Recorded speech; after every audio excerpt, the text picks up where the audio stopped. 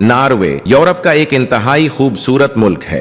अगर आप कभी वहां जाएं तो आपको उमूमन ये मंजर नजर आएगा कि एक होटल है, एक औरत उसके कैश काउंटर पर आती है और कहती है 5 कॉफी 1 मुअत्तली।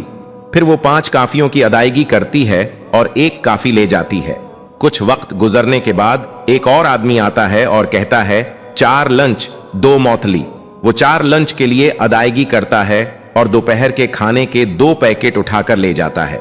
फिर एक और आता है और आर्डर देता है 10 कॉफी 6 मुअत्तली। वो 10 के लिए पैसे अदा करता है, 4 कॉफी लेकर बाहर चला जाता है। कुछ देर के बाद फटे कपड़ों में एक बड़ा आदमी काउंटर पर आता है और पूछता है कोई मुअत्तली कॉफी है? जवाब मिलता है हाँ, और उसे 1 कप कॉफी दे दी जाती है। कुछ देर बाद एक और दाढ़ी वाला अंदर आता है और पूछता है कोई मुअत्तली लंच है?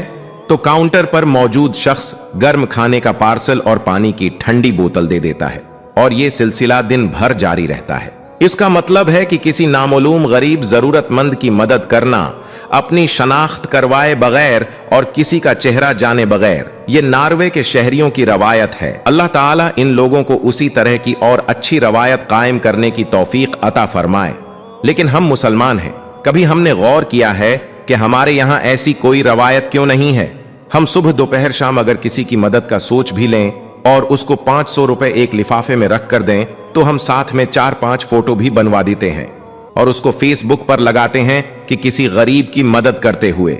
अरे भाई, तुम गरीब की मदद नहीं कर रहे, तुम गरीब की इज्जत नफ्स को मजरूह कर रहे हो। अरे मुसलमानों, तुमसे तो नॉर्वे के वो लोग अच्छे हैं जो ये तक पता नहीं लगने देते कि कौन सा बंदा पैसे दे रहा है और कौन से बंदे की मदद हो रही है।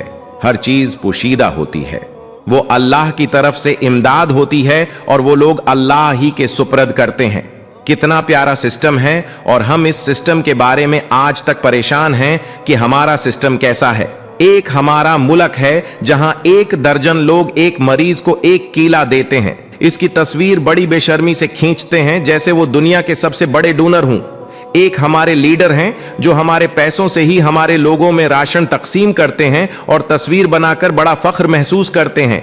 आटे के थैलों पर अपनी तस्वीर बनाकर किस ढिठाई से तकसीम करते हैं और गरीब बेचारा आटा लेते हुए समझ नहीं पा रहा होता कि ये मेरी इमदाद हो रही है या ये मेरी तजलील हो रही है। हम एक जिंदा कौम कब बनेंगे? शायद हमारी जिंदगी में तो ये सब कुछ मुश्किल लग रहा है, लेकिन हमारी कोशिश को कभी भी कम नहीं होना चाहिए। आप सबको मुझ समीत अल्लाह ताला से ये दुआ करनी चाहिए कि मेरे पाक परवरदिगार हमें ऐसे अच्छे हुक्मरान अता फरमा कि हमारा मुल्क दिन दुगनी रात चौगनी तरक्की कर सकें।